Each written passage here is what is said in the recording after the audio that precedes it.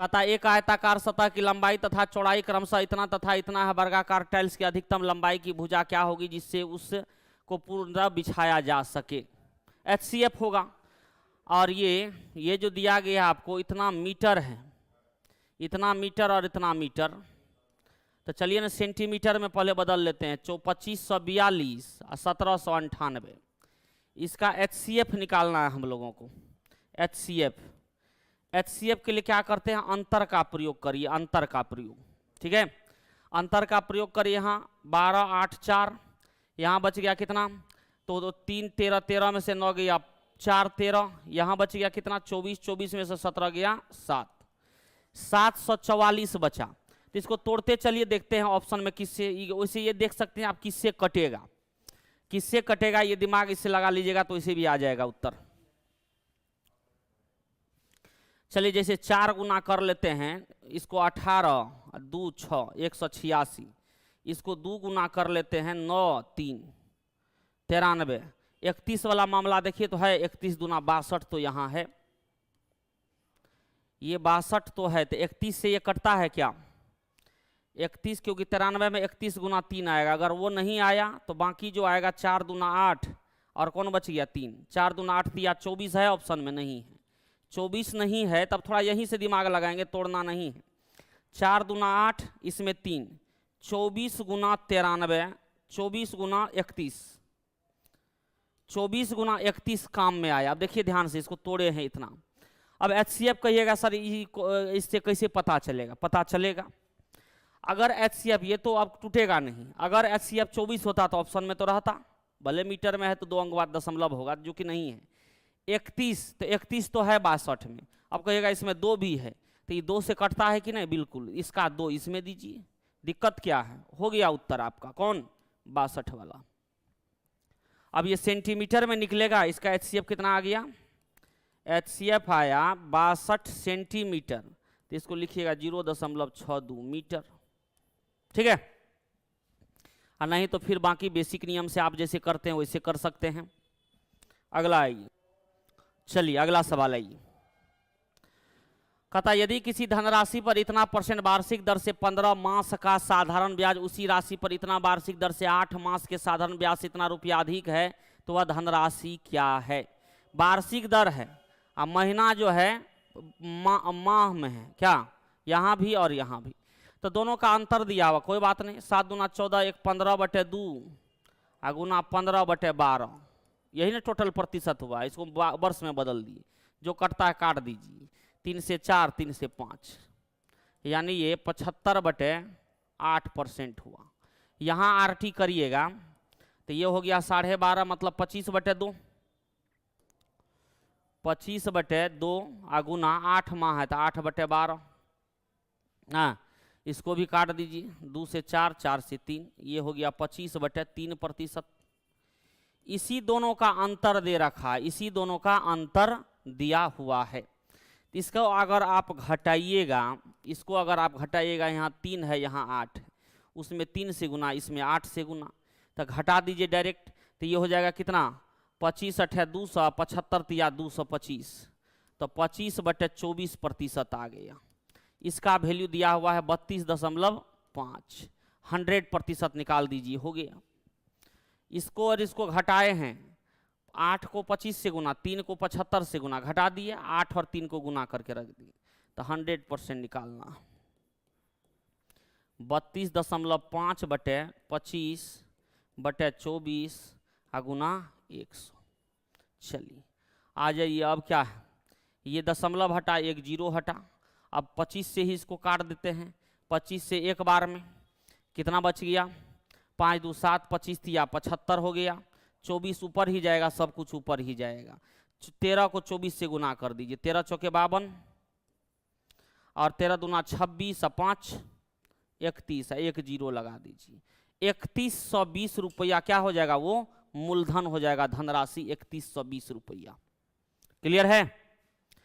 क्योंकि साधारण ब्याज होता R गुना T, दोनों का अंतर निकाल के रख दिए, 100% निकाल दिए, बस हो गया। एक कक्षा के 60 विद्यार्थी में 35 गणित पढ़ते हैं, 20 गणित और रसायन दोनों पढ़ते हैं, तो केवल रसायन पढ़ने वाले विद्यार्थियों की संख्या 60 विद्यार्थी में 35 गणित पढ़ता है, 20 गणित, और टोटल जो है 60 विद्यार्थी है, ये वाला मामला टोटल 60 है। 20 जो है मैथ रख देते हैं और क्या देते हैं, एक है साइंस। तो कहता है 20 जो है 35 गणित पढ़ता है, 35 टोटल 35 है, ठीक है। और फिर कहता है 20 गणित और रसायन दोनों पढ़ते हैं, 20 गो यहाँ पर है और टोटल 60 गो। ध्यान दीजिए, अब जब ये 20 गो है, ये टोटल 35 है, तो केवल ये कितना होगा, 15 होगा। केवल मैथ कितना, 15।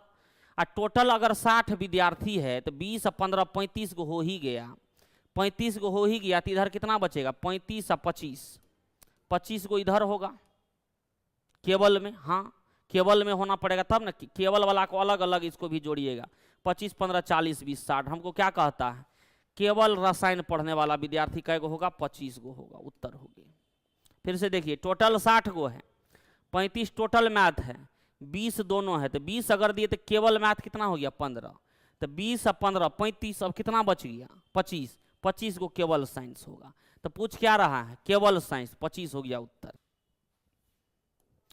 दो का एलसीएम लेके निकालिए, फिर उसका अगला से जो मिलता जुलता हो उस टाइप का एलसीएम लीजिएगा। क्वेश्चन सिंपल विधि से बनेगा। एक सेकेंड,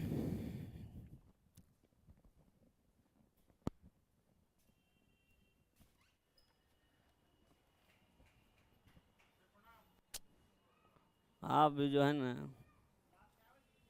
है नहीं से लीजिए ना, छोड़िए ना, भूल गए हम, तब ये ले लेते। बना है तो आप देते ना हमको जी, हम तभी से करे, अब दीजिएगा तब। तेरी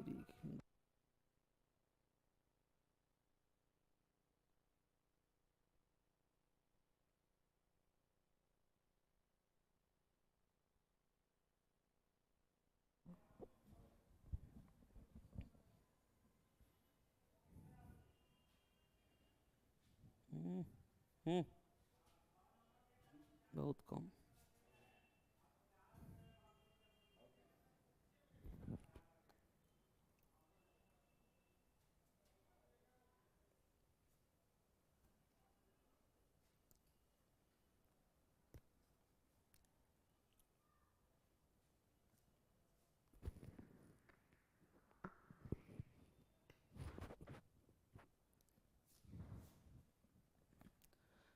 चलिए आ जाइए।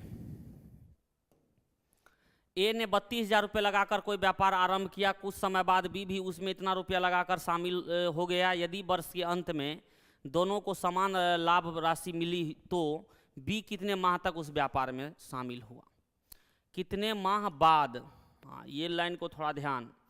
पूंजी गुना समय बराबर लाभ जानते हैं आप, पूंजी गुना समय बराबर लाभ। ए और बी है, दो ही आदमी है तो इसने रख देते हैं। ए कितना लगाया 32, बी कितना 48, 32/48। कहता है कुछ समय बाद बी भी उसमें शामिल हो गया। यदि वर्ष के अंत में उनके लाभों का अनुपात, कुछ समय बाद बी आया, यानी ये वर्ष में ये 12 महीना रहा, ये टी महीना रहा, लाभ का जो अनुपात है दोनों को समान लाभ मिला, मतलब 1/1। बस इतना ही तो करना है, काट दीजिए। 16 दूना 32, 16 तिया 48, 3 से 4। तो टी बराबर कितना आ गया, 8 मंथ। 8 मंथ मतलब क्या हुआ, आज 8 महीना व्यापार में रहा, 8 महीना व्यापार में रहा, इसलिए कितना महीना बाद आया, 12 महीना में 8 घटा लेंगे, यानी 4 महीना बाद वो आया। ऑप्शन नंबर डी, कोई दिक्कत नहीं। पूंजी गुना समय बराबर लाभ, बस अगला ही। चलिए लास्ट सवाल आज का। एक व्यक्ति 3 लाख में जमीन खरीदता है, वह इसका 25% हिस्सा 25% हानि पर, 40% हिस्सा 25% लाभ पर, और कुल इतना लाभ अर्जित करने के लिए बाकी को कितने में बेचना होगा। एवरेज रूल लगाइए। देखिए हिस्सा को लिखिए 25%, उसके बाद 40%, उसके बाद कितना है शेष, तो ये हो गया 65, तो ये 35%। काट दीजिए, 5 8 7, टोटल 8 5 13 7 20। ध्यान दीजिएगा अब क्या क्या कह रहा है।